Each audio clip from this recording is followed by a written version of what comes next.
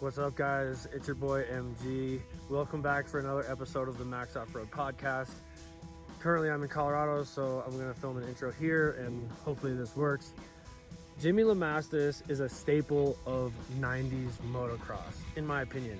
I remember seeing his name on the movies, Children of a Metal God. He railed a corner harder than I've ever seen anybody rail a corner before.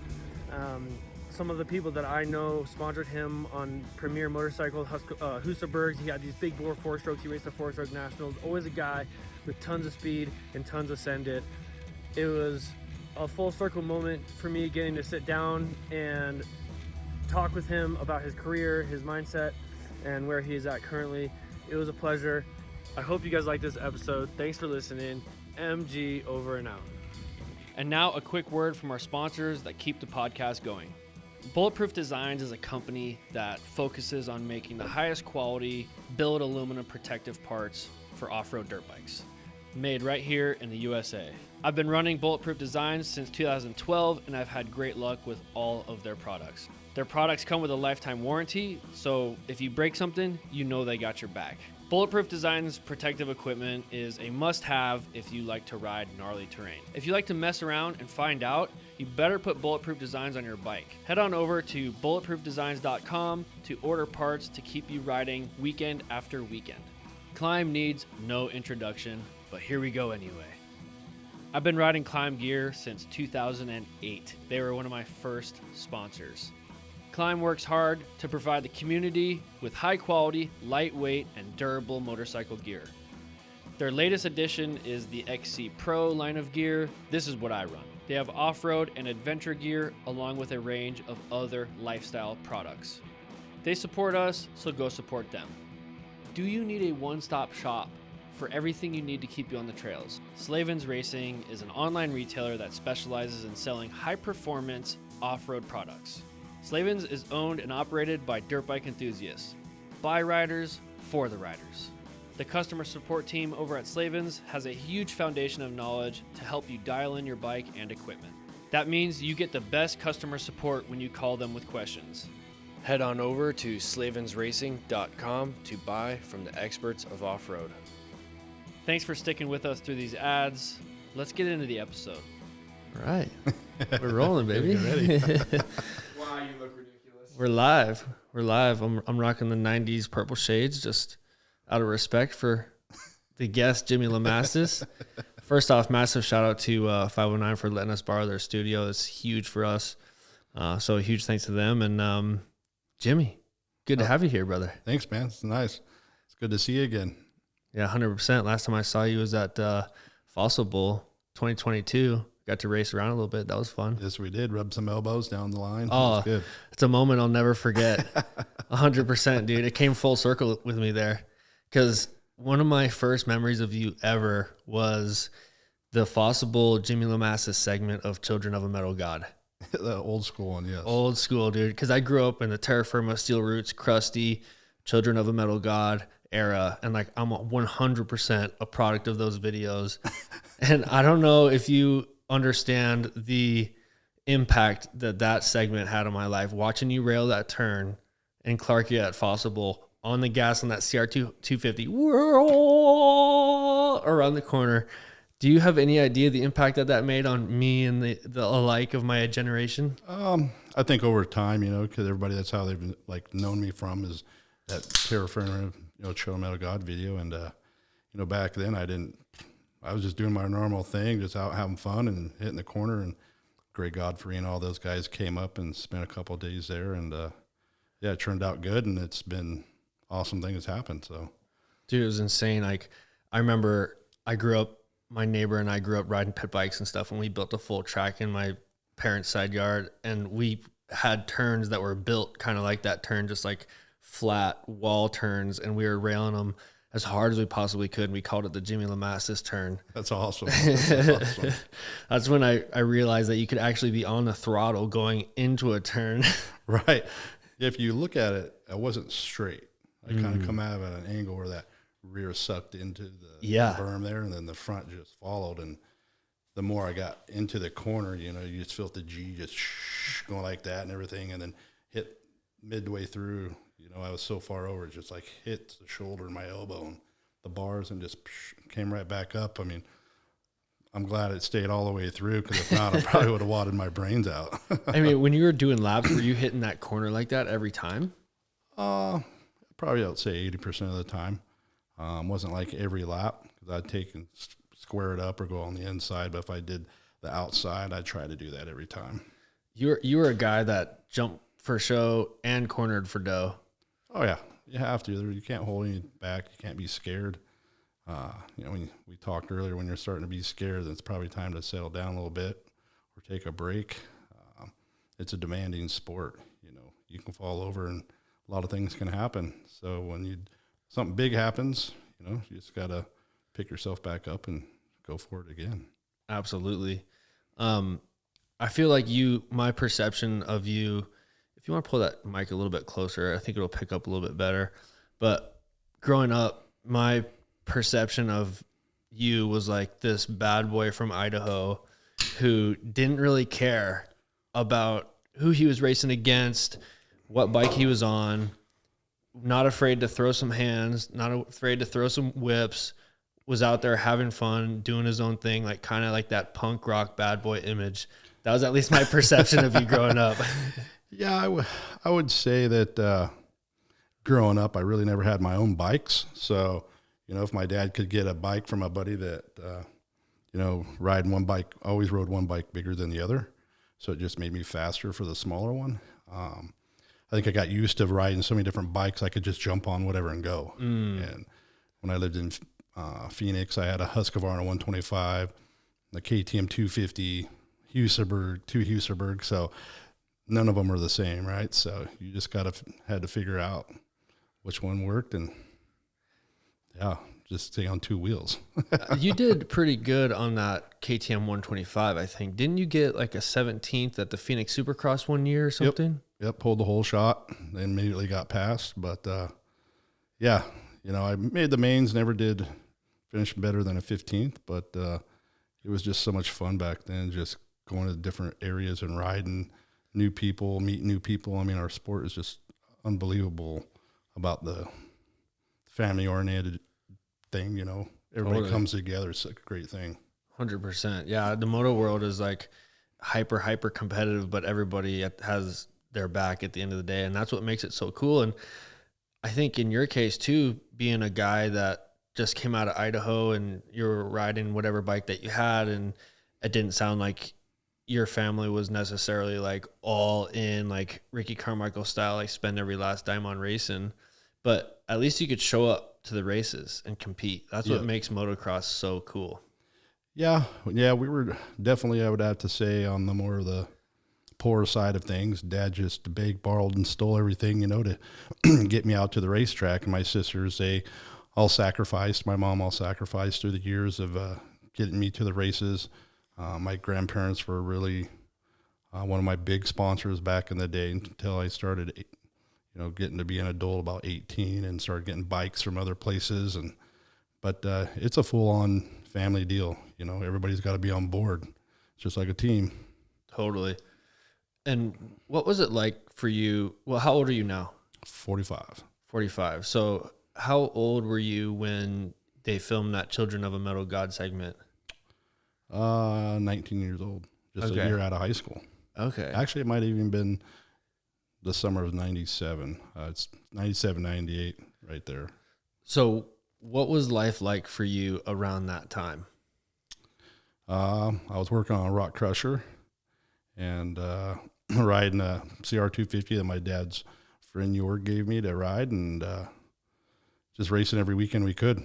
98 went down to Yakima to do a 250 Pro race, and my dad there was a 4-stroke national there at that time, and my dad's buddy Mike Prochman, his dad was there, had a YZ400 all decked out, desert style bikes like you ride, and we signed up against Smale and Greg Snell and all those guys, and pulled 2/3.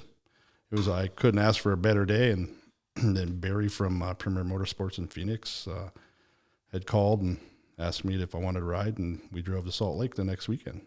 Unreal. You ended up being a really good 4-stroke national rider. Did the 4-stroke suit your style, or is that just where you kind of fit into the industry? Yeah, that's a good question because I've always rode 2-strokes, but then 98, once I got on that YZ400, it just felt more. I love a lot of power. I can't have enough, right? You just never know when you need it. And yeah, I just felt way better, made me a little more of a lazier rider, actually. You know, yeah. you just come out of the corner and whoop, you know, they're 70 feet with a 2-stroke, you know, you're just Yeah. feather in the clutch, you know. Yeah. But I think it suited me well. Riding the big bore 650, or Barry had a 640 and then a 533. I think I just got accustomed with all that power. And Damn. now I don't ride nothing but a 450. Plus, I'm a little overweight too, so extra traction control, you know, starting sure. lines always work good. They had whole shot devices. I had belly vice. You ripped a whole shot on me at Fossil Bowl last year. I remember that. Yep. That was pretty sweet. How does a modern 450 compare to a hyped up, juiced up Husaberg 640? They're getting close. They're definitely getting close with the fuel injection. You know, back then we had carbureted with dry ice boxes that he had, and all the crazy What's things that? where the fuel went down into a box and then went into the carburetor. Gave it more fuel, kept the fuel cooler. Really? That's So what, you say they're getting close and saying like the that- throttle response and just everything. So the throttle response of the Husaberg was Pretty quick back then. it was better than a modern 450 almost? Well, newer ones are definitely getting better, but back then that 640 was unbelievable. Really? My 533, he just had everything down to a T. I mean, Sean Kalos rode them, Robert Naughton rode them, Smale rode them. A lot of guys rode Andy Anaya. I mean, they were just unbelievable bikes. Wow. But if they lasted 2 motos, I mean, that was a good day. Because they would be, you know, Boise, I blew up 2 bikes, and it sucked for him and I because we were running top 3 and both bikes blew up, right? Where now you don't need to build your bike, really. Oh. I mean, that 450 YZ I have is just unbelievably fast. And I put an FMF pipe and silencer on it, and I do suspension and let it roll. Yeah, it's almost like you need a more stock bike than what they come off the showroom for. Yeah, it's unbelievable in the last couple of years what they've produced out, you know. And I haven't rode anything but a Yamaha just because I've been sponsored by Experience Power Sports in Moses Lake. They've given me my bikes and been a good supporter for over the years. I just had to buy my first bike, actual pay money for it. Whoa. So, which was kind of crazy, but, you know, I knew the day was coming. I mean, 45 and as many broken bones I have, it's been awesome. That's good. I mean, what did the overall scope of your career look like? And from some premise, like as a fan of you and watching you race and all that, like I said, you were kind of like the bad boy riding Husabergs, 4-stroke nationals, supercross, motocross. What did the overall scope of your career like looking back? One hell of a ride. You know, you always had bumps in the middle of the track that you always had to get over. You know, you might not had all the money in the world, but you just tried to do your best and go out there. I mean, I wouldn't, if I had to really look back about anything, probably would have maybe trained a little more than I did because I didn't at all, right? It was just all natural weekend warrior pennant, and still had to work during the week to pay the bills. And I got 75 in the Supercross and 4-stroke nationals, or not 4-stroke, but outdoors. And what year was that? 97. You earned the national number 75? Yep. Got 215s at Washougal. And then went back to Broomtoga and got one more point. So I ended up with 13 points and got 75. And then that following year is when I did the Show Metal God VO, so it was 98. Starting to open up a lot of doors. Yeah, perfect. Remembering these Pull things. out the old filing cabinet and start shuffling through. Yeah. It's wild. I mean, when you look back and you got 30, 40 years worth of experience of racing motorcycles and being alive, it's like, man, I bet that there's a lot of unique moments that you can draw from. Oh, yeah. I mean, I wouldn't have probably traveled to the places that I went to, you know, Alaska, Costa Rica. if it wasn't for dirt biking. It's made me who I am. I don't give up. If I start something, I finish it. And whenever you crash, you got to pick yourself up, and no matter what it is, right? You have a bad day, well, go home, go sleep, wake up next morning, it's a whole brand new day. And one foot in the front of the other and just go with it. So would you say that racing motorcycles has played a huge part in building the character of Jimmy LaMastus, into building the character into the person that you are today? I think so. I love to win. And, I was a good football player and baseball and basketball. I did all that, but the motorcycle is it's just you and your bike out there. It's all free and you're just flowing, and, Dad pushing me every weekend, and it was I just love whipping it and hitting berms, even still today. Yeah. I might not be able to get the bike over that far, but, it's just, you always want more, right? Oh yeah. And, that's how I look at life. I always want more. I don't want to ever just settle. When I settle, I think that's going to be retirement. Yeah, whatever that means. Right. I'll probably never retire. Yeah. Well, and I feel like that's a big part of human nature, is wanting to chase and achieve and do more. That's why the world is what it is. That's why we have computers and all these crazy technologies, just because of the human nature to push and continue forward. And, for a caveman like me or you, we're pushing forward in our own competitive way, and that's our way of winning in the world, beating ourselves, becoming better. Yeah, for sure. I mean, I was never the smartest kid in school. I had a lot of good help getting through school. Had some friends. It's good to have good girlfriends and good Right. friends in high school, huh? When you're missing a week here, 2 weeks here to go racing dirt bikes, yes, it always helped out. That's why one thing I always try to make sure my kids, they were going to be smarter than me, which wasn't too hard, right? But because I'm still on riding dirt bikes at 45, and like I was when I was 25, right? So it's starting to finally grow into the thing of I got to slow the pace down a little bit and just let it come to you, because went to the fairgrounds last weekend watching everybody. I'm just like, I could probably get top 8. That only leaves 2 places left, right? Right. Yeah, there's 10 guys out there. Yeah. So I just like it because I still have it in the blood, and I still have that adrenaline. At this age, I still want to do it. Do you think that will ever go away? I don't know. I mean, I'd hope so. Just so then I don't have to think about it, right? Right. Because I don't go watch races. I watch them on TV, or if I'm wrenching for somebody or with the kids, but I always just have that, man, I just want to be out there just going for it. I might not be the most in shape person, but I got you 2 laps.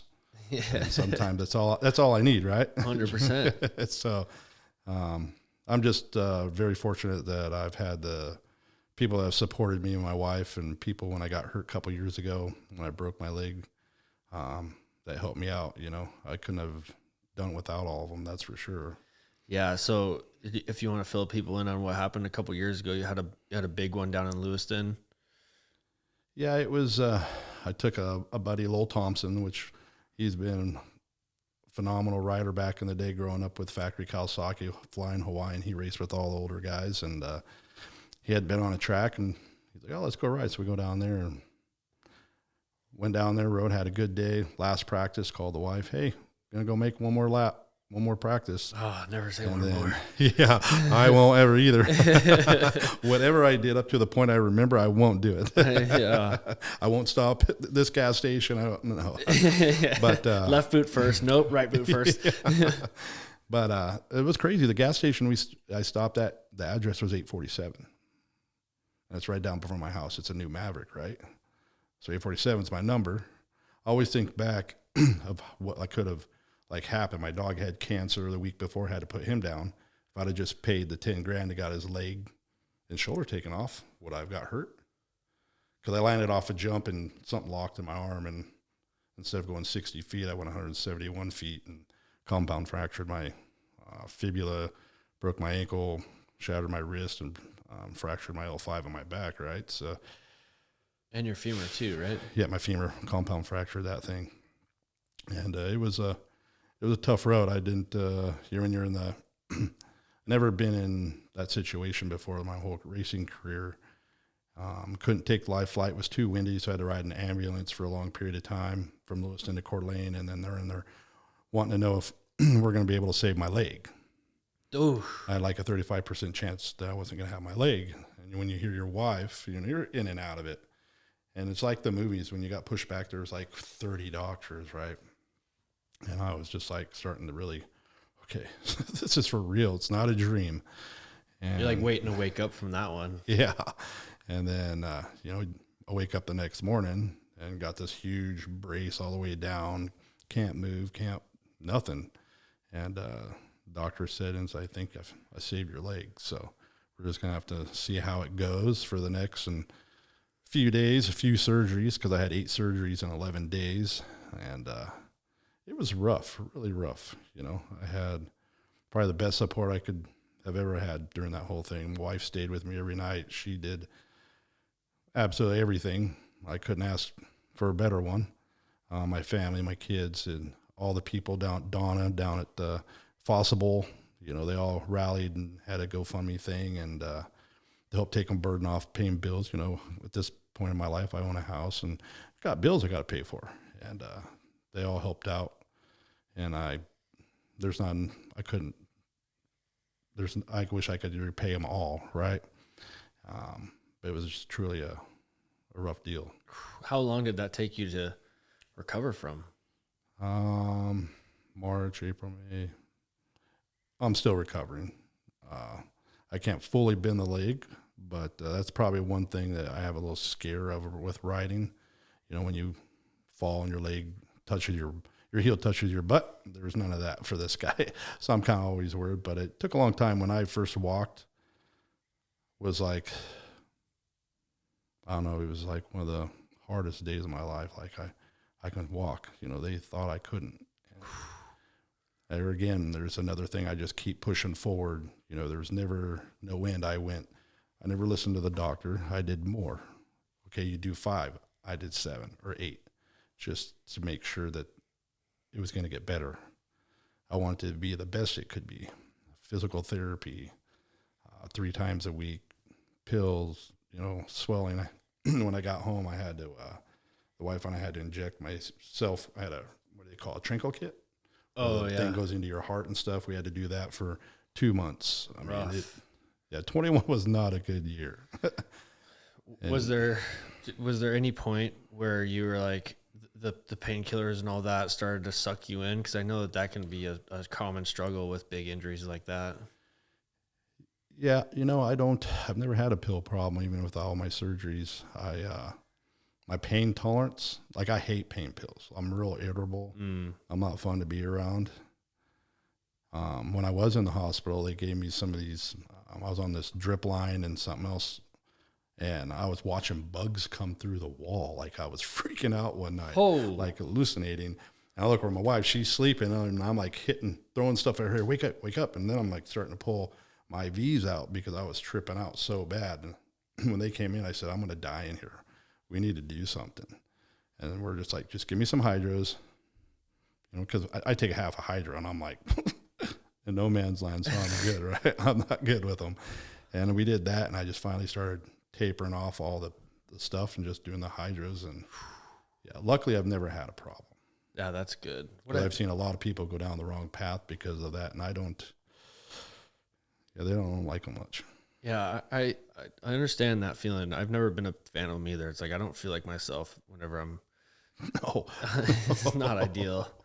No. That's brutal. I can imagine that was a really trying time in your life, especially that you're through your career was over by then. Like your professional racing career is pretty much over, and now you get hurt on a Sunday practice day with your buddies. It's brutal. Yeah, it was horrible. But I'm just, thank God and everybody that, I was able to keep my leg, and I'm still able to get around and do somewhat what I used to do. I can't run now. Bummer. Yeah. I want to try to do pickleball, but I'm scared just to hit that. You go to the left and the whole leg just I don't want that to happen. So you really got to choose what what you're going to do.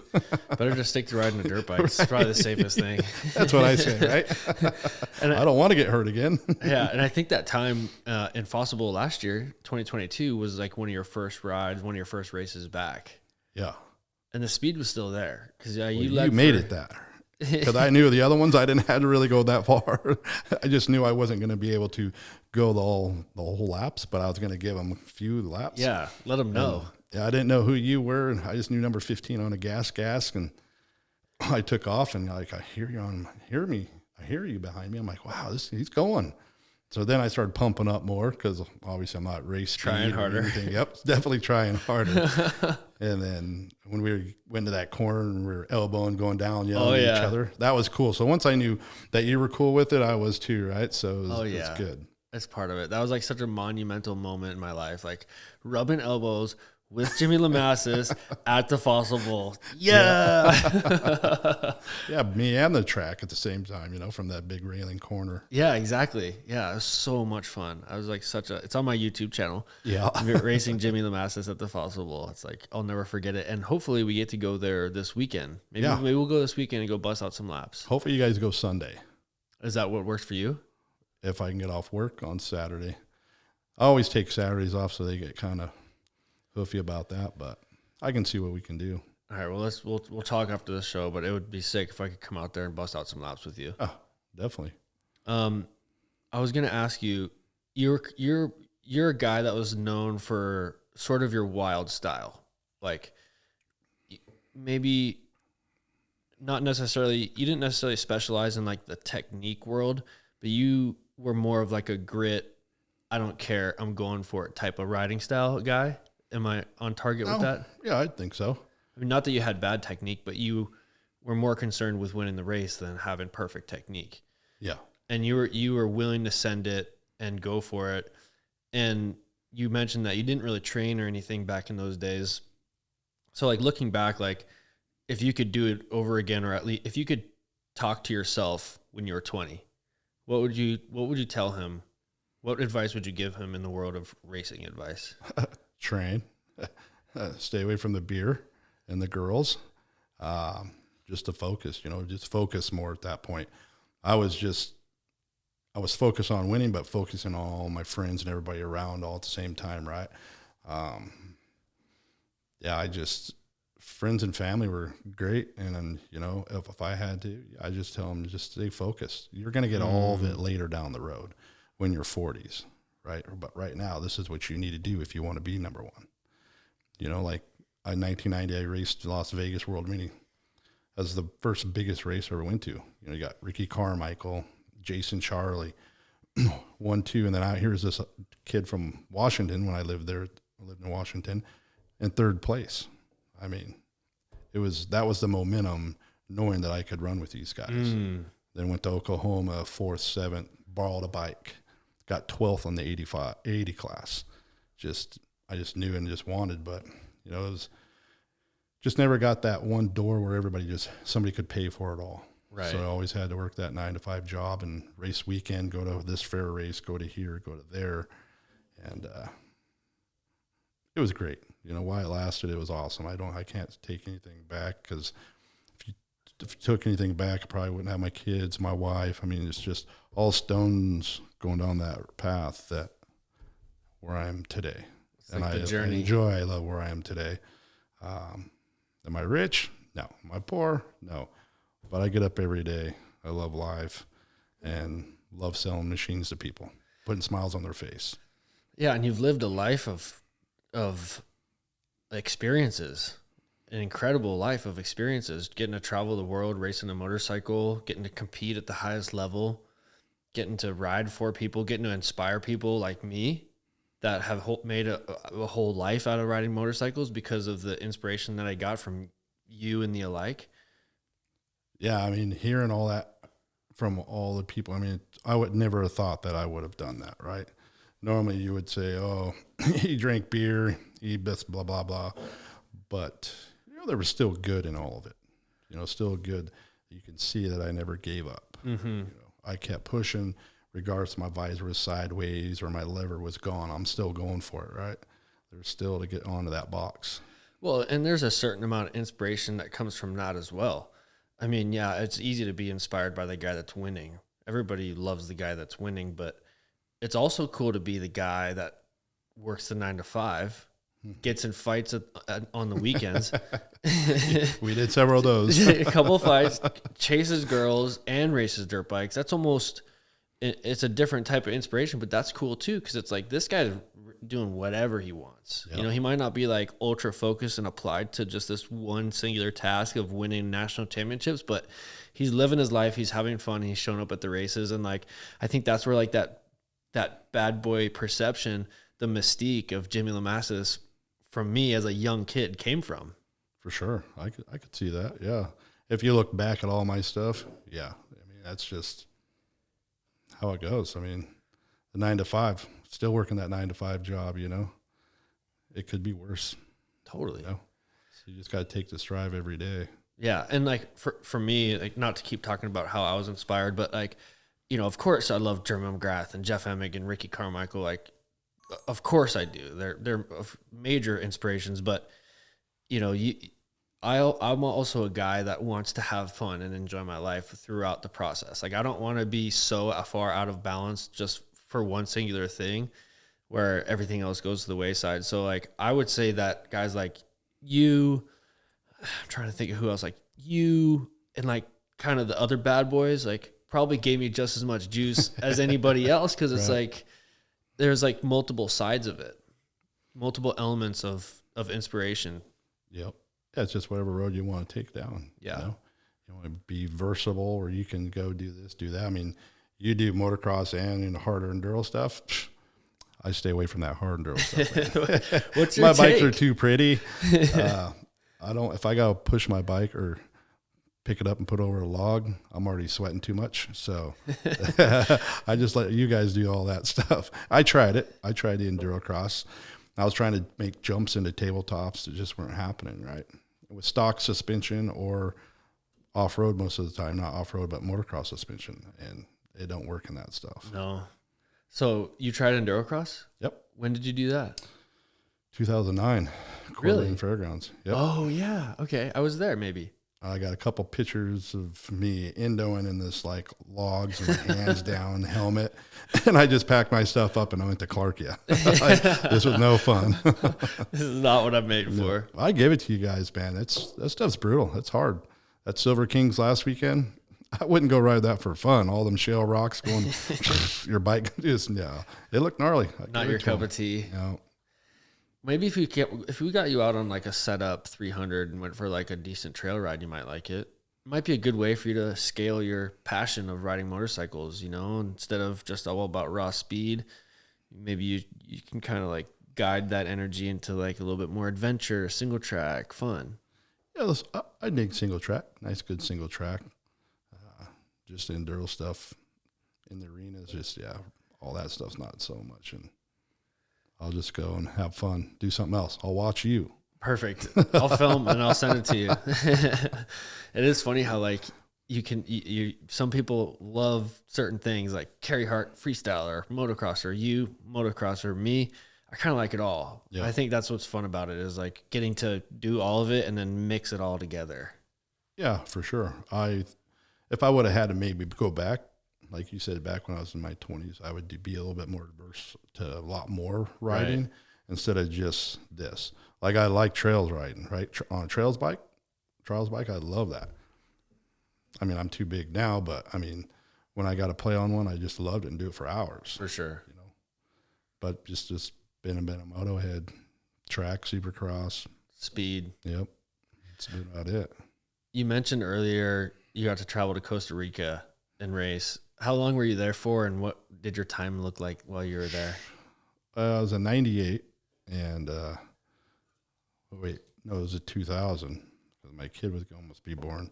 I went down there with Carey Hart, Mike Jones, Clifford Obtain, Jeff Willow, several other guys, and it was great. I won the first arena cross down there, which that was the coolest thing. Never up home here, I would never take my shirt off and swing it around, throw it in the crowd. But down there, they were just like, just go out and have fun and throw it out. And I went down there 3-4 times, almost had a ride down there, and was just did an outdoor national down there. They're like 45-minute motos, way longer than here. That's like an off-road race. Yeah, it was crazy. It's 100 degrees, 98% humidity, fans, because we didn't have no box vans down there. It was just these vans, and they had fans, and you had to write what blood type you were on your jersey. That kind of scared me because I've never had to do that before. I'm just whatever Universal is, I guess, because I didn't know what I was, right? You just put whatever in. Yeah. So hopefully luckily I never had to use it, but 10W40 or 10W50 both work. I'm waiting for somebody to make greasers for your body, right? Yeah. You just need a little grease. Yeah. Yeah, I think the glucosamine maybe. Yeah.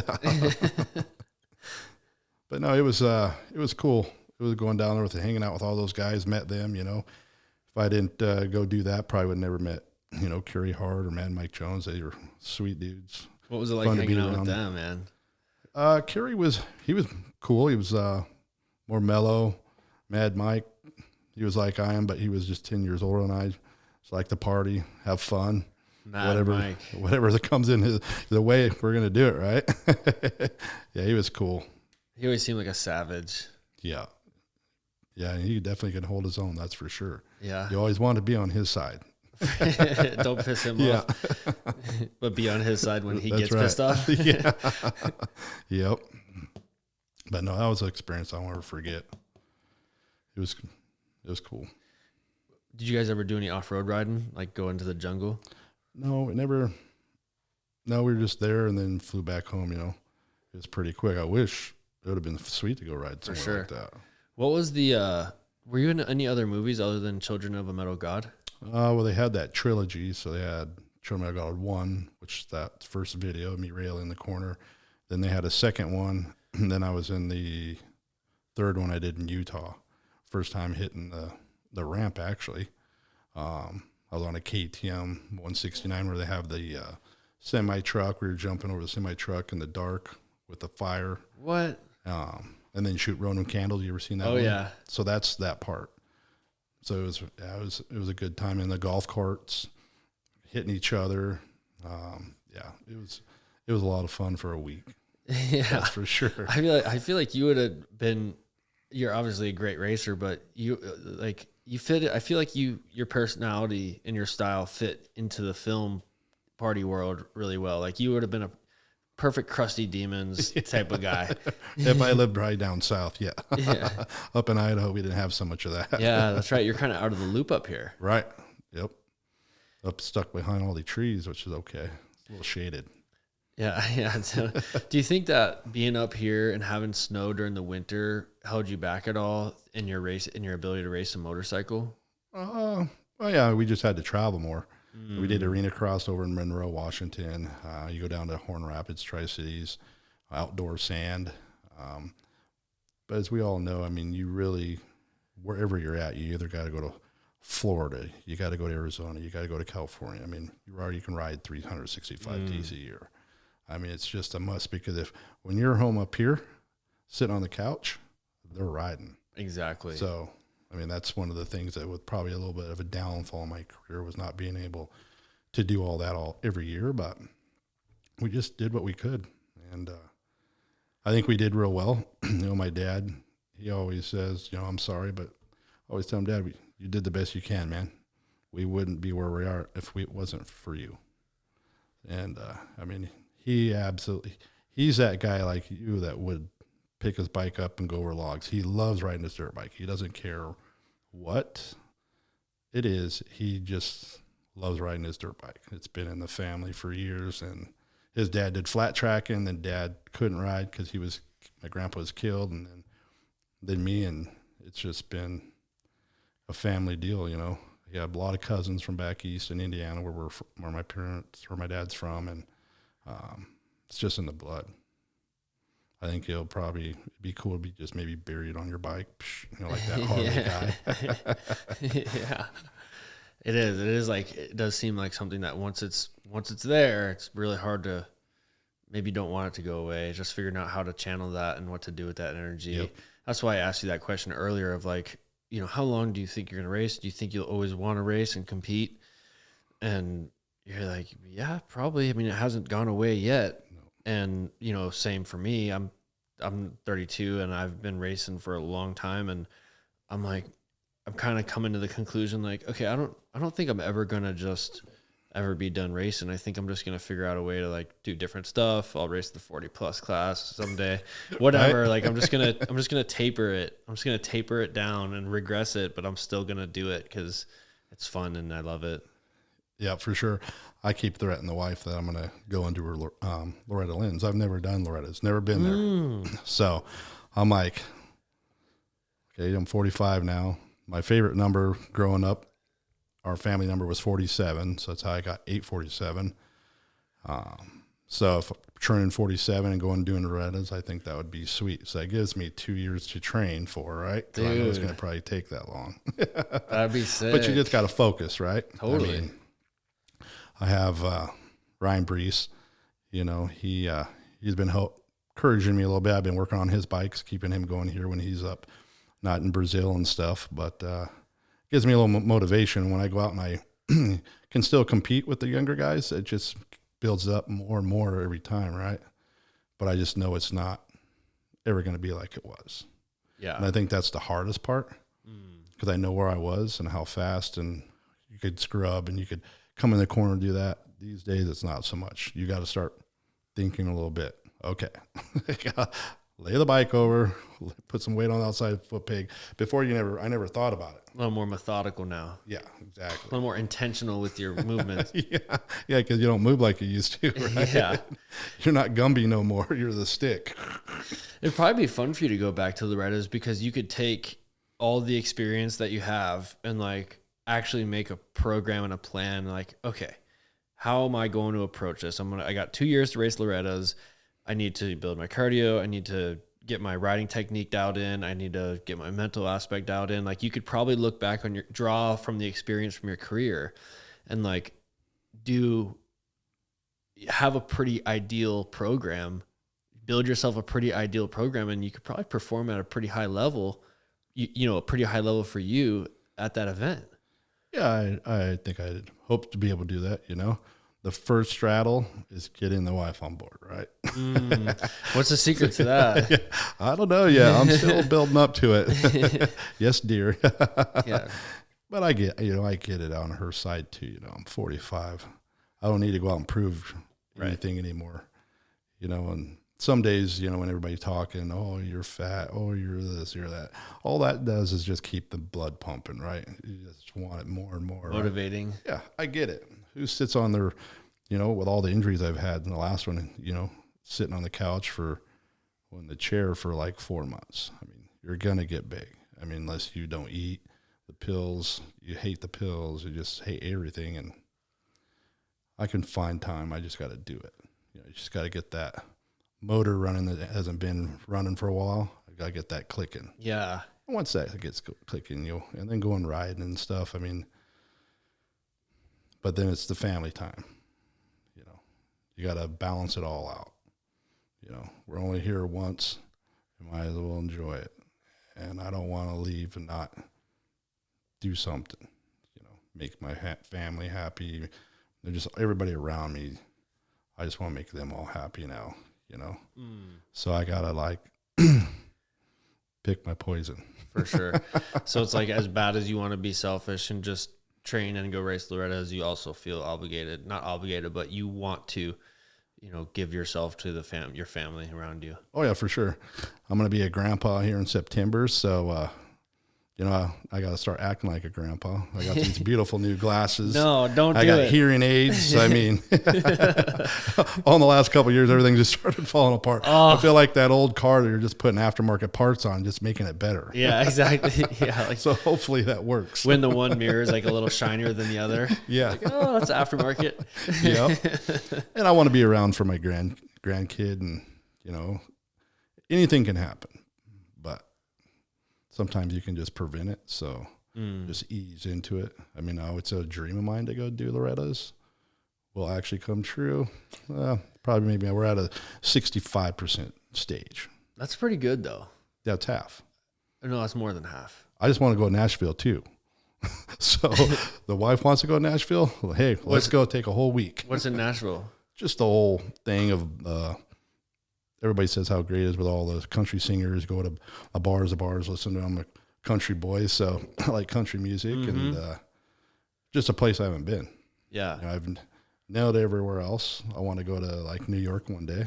We drove past it going to Steel City in Pennsylvania back in the day, but never actually been there. I've been everywhere else. Maybe you, well, Nashville, Tennessee, isn't Loretta's in Tennessee? You're right. There you go, buddy. Yeah, just got to figure it all around. Yeah, like, hey, listen, wife, here's the plan. I'm thinking we should go to Nashville for a week. But first. I did that with my bike. She didn't know I was actually going to get it. So she I woke up in the morning. She's like, why are you taking your truck? Because I drive 50 miles to work. Oh, and I have a little 98 Honda Accord, right? And, just because I want to take the truck today. Okay. Well, I bailed out halfway through the day, went and picked up my bike and come home. It's always ask for what do they say? Ask for forgiveness, not for permission. Right. Yeah, that's a good one. But so there was a moment of time when you didn't have a bike in your garage. For a couple of days. Yeah, I sold my old one, the one that I took flight on. And, yeah, I try not to not have a bike. I got an 84 CR 500. So, yeah, it's just hard to start. Yeah. Super hard. Especially with the jacked up leg, probably. Yeah. Not ideal. No. So I just call somebody over. I call the kid. Hey, Carson, you want to start this so we can ride it down the road? Sure. He's always about it. Yeah. They make the two-strokes now. The two-stroke technology nowadays is nuts. I'm sure you know. They're all fuel injected, electric start. You don't have to do anything. Yes. So, like I always said, if I ever got electric start bike, I'd quit. And I love my electric start bike. Now you're going to start. Yeah. Right. Since 18, man, I after snow biking for 3 years with a Kickstarter on my 15, and everybody's hitting that button. It's when they fall over. I'm like, dude, that's ideal. I got to get it. So nice. Yes. So nice. So then I haven't had one. I've had one since. So 3 bikes with electric start. It's great. Yeah. Speaking of the progression of bike technology, you're a fan of the sport. You watch it all on TV. It sounds like. What's your current opinion and thoughts on like the current state of motocross and supercross? It's definitely gotten a way higher level. Higher level as like the training aspect, being able to hold on to the motorcycles. I mean, they're twice as fast. They're going the machines are incredible. So you got to train. I mean, those guys aren't just doing what we did in the 90s, ride every day and ride your mountain bike. I mean, they're doing everything. They're very, because they want it. I mean, you're getting paid big dollars. Back in the day, we weren't getting those big dollar checks, but nowadays, I mean, you got to put forth if you want it, and I give it to them. I mean, Deegan, Jet, all those guys, they ain't sitting around taking a day off. No. And if they do, it's for a couple hours, it seems like, right? Because they're in phenomenal shape. Phenomenal. And there's like the technique too. I feel like the technique has come a really long ways, even from like the Carmichael days too. Oh, yeah. I mean, you look at those Lawrence boys. I don't think I've ever seen anybody as smooth, and they don't even look like they're working hard. It's insane. Yeah. I was always all over my bike, just, legs off, just going. Nowadays, you don't have that anybody up front. And I can't, it's just hard to believe how fast they go and smooth. It's nuts. Yeah. Yes, it is. It's crazy. I mean, if you could take just a fast local dude and you put him on a factory bike, he gets 20% faster. You think the bikes are 20% better? They're way makes more us that a big difference. Yeah. Well, look at Sean Hamlin back in the day. He was a good rider. Won Canadian Nationals. Goes and gets a Suzuki fill-in ride, and then it's getting top 3. Well, why couldn't he get top 3 the weekend before? That bike does a lot. Those works bikes are unbelievable. I think especially in the 250 class. Oh yeah. They're right to the edge of all cheating, right? Yeah. You have to be. Yeah, and those bikes, like at the 450 class, maybe not so much. You could use Ty Masterpool as an example. That's where I was going, yep. Yeah. Unbelievable. So unbelievable. But he's carrying it every weekend. Totally. You know, it's not just one glimpse one weekend. He's now, 3 weeks in? He had the bad crash, but he's doing phenomenal. Yeah, it's unbelievable to watch him ride. And when he was racing 450s last year, he was competing at the highest level with his own program, basically, on a 450. But I think 450s are good enough chassis-wise and fast enough engine-wise where you can compete. Oh, yeah. At a high level, but I think that there's bigger gains to be made in the 250 class. And now that he's on that pro circuit Cowie, he's one of the guys. It's probably as fast as his 450 was, right? Probably. Those things they're all probably to the very end. I mean, those bikes move, you know. It'd have been cool to ever had the chance to ride one, but just wasn't in the cards, right? So the 640 Husaberg's going to have to do. Yep. Yeah. I mean, those things were incredibly fast too, but. Did they handle all right? No. I didn't. Not to where my bike is now. My Yamahas, they're like night and day difference. But back then, that's what you had to deal with, right? So, I mean, you just had to pin it. For sure. Did you, throughout your career, was there ever a point where you were just able to race motorcycles and you were making enough money from racing motorcycles where that was the only thing that you had to do, or were you always having to work? No, I always worked. It would have been awesome to get that, but no, I always had to work. I worked from, you know, rock crushers to parts to hard landscape to, you know, doing what I'm doing, selling machines. Mostly I just took selling the machine and doing parts because it was easier on the body than picking up, you know, 100-pound blocks or out in the sun all day sweating 110 degrees. Don't get me wrong. It's something I had to do, but I had to do it, right? But I was able to take this path, and this is where I went. Perfect. AC. Stay in the motorsports industry. Yeah. No, it's been a great ride. Yeah, that's sick. Looking back, what are your thoughts on your career looking back? I think I did a fair job. It always could have been better. Getting 4-stroke national number 4, national number 75 in AMA, continuing single digit in the 4-stroke stuff, the video, you know, trying to win everything around locally. There are no complaints. There was always that extra better you could have done, right? Always. And I just got as far as I could go. Yeah, that's awesome. And what would be one of your main highlights from your career? One of my first highlights would probably be when I was able in good shape, Spud Walters, Paul Carpenter, all them at Canyon Off-Road. When I went down there and went 1-1, and it was like 20 seconds. And then we went to Cottonwood, and I was able to pull 1-3. And I was leading the 4-stroke nationals until I got hit by a car. Oh. And then I lost my bikes up in Canada. They came and got them because I was getting ready to race that series up there that year. And they came and got all the bikes. And then I was searching for a bike because I was leading the point series in 01. And I got hit by the car, and then I missed Albany, so then I dropped back and then came up to Spokane on the local shop. Beaudry's here gave me a 520 EXC, wide ratio transmission, 18-inch rear wheel.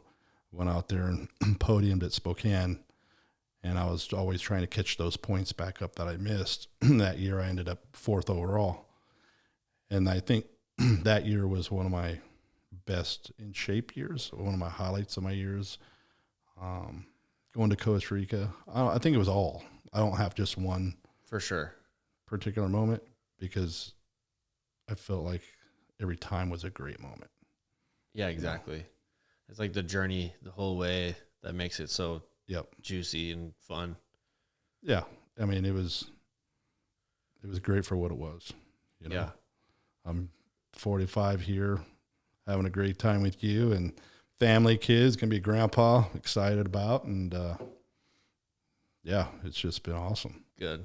Always could have been, like I said, better, but you know what? Can't say that now because this is what I've done. So yeah, that's how it rolls. Yeah, exactly. And all you can do is take those experiences and the knowledge of how you could have been better, and then apply those into your future. Yep. That's for sure. Just keep plugging away. Keep hammering. Cool. Well, Jimmy, it's been a pleasure to sit down and chat with you a little bit. This has been awesome. Yeah. Thank you. Been a little nervous, but yeah, it's been okay. Me too. It's been a while since I've had the lights and everything in your face. Yeah. Like my glasses were a little fogging at the top. That's right. Well, at least your glasses aren't purple like mine. Yeah, right. It's brutal. They look blue to me. I'm like colorblind. Oh, so perfect. I'm all messed up. They're blue. Yeah, they're blue. They're totally blue.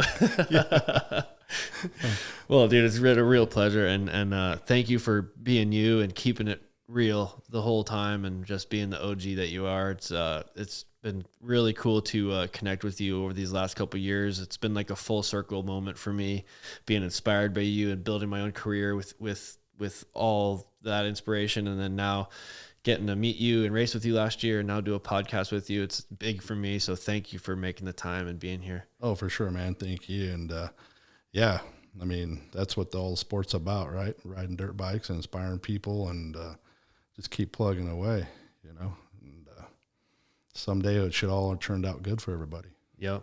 You know. You're the man. Oh, thanks, man.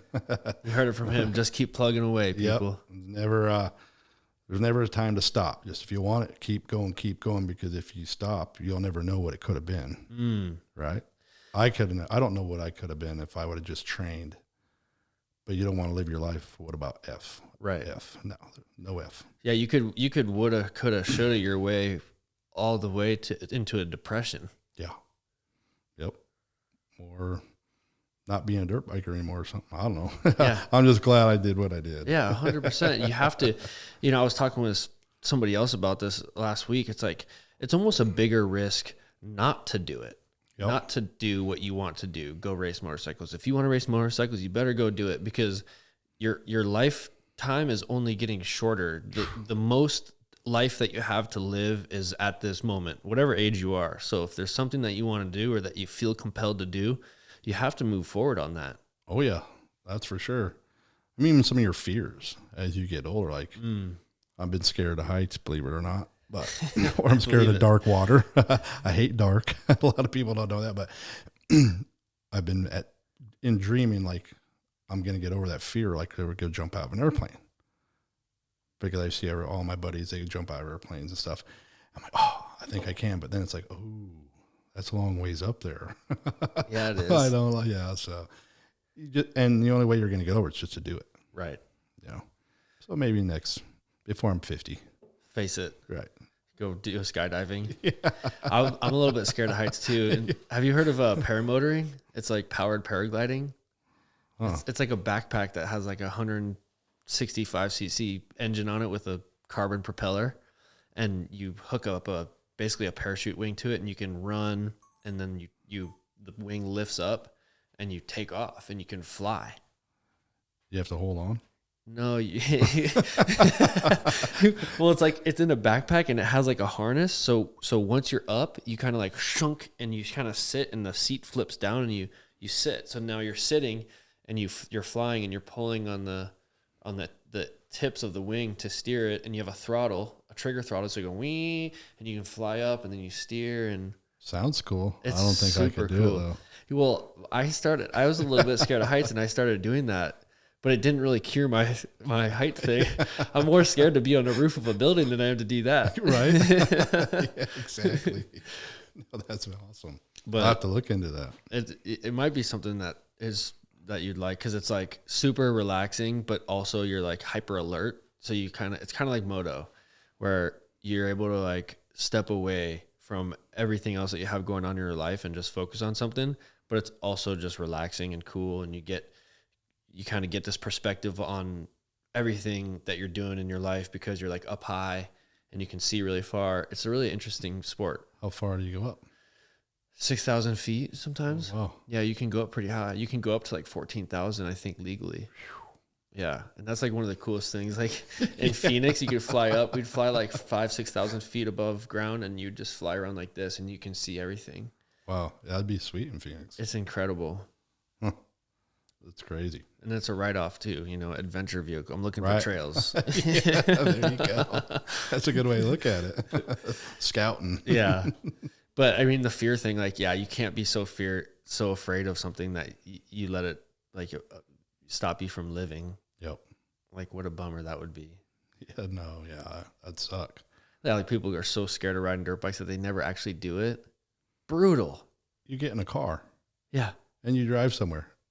To me, that's more dangerous because on dirt bike, you only have you, the bike, and the jump or whatever happens. The car, you got all these people, Everybody and they're all else. crazy, and they're all trying to get somewhere just as fast as you are, if not faster. So yeah, Exactly. I'd be more scared of that than riding my dirt bike. Yeah, or getting on an electric scooter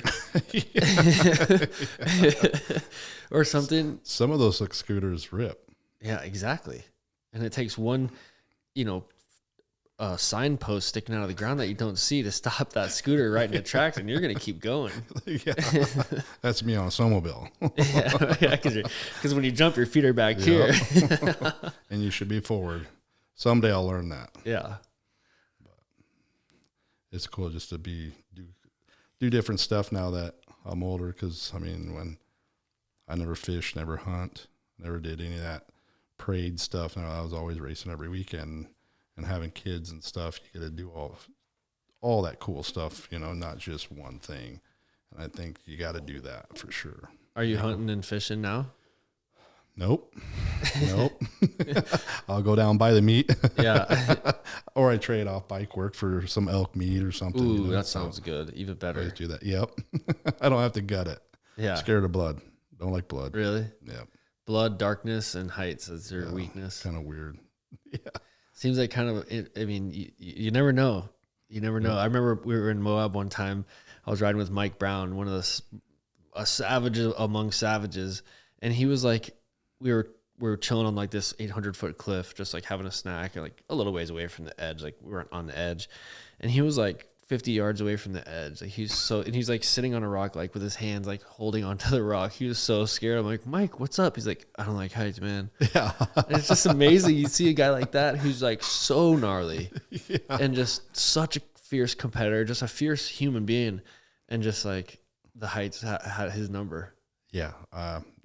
I'm kind of the same way. I can jump the bike as far and as high as you want, but without the bike, I'm no good. Doesn't make any sense. No.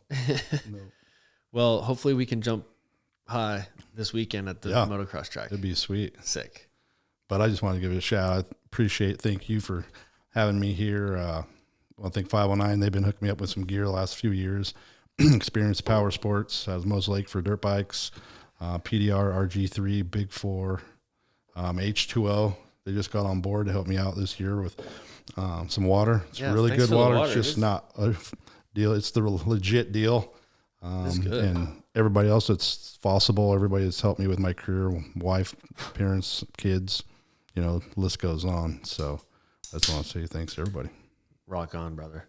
Thanks for being here. Yep. Thank you. Appreciate you, man. Yep. Cheers. Peace out, people.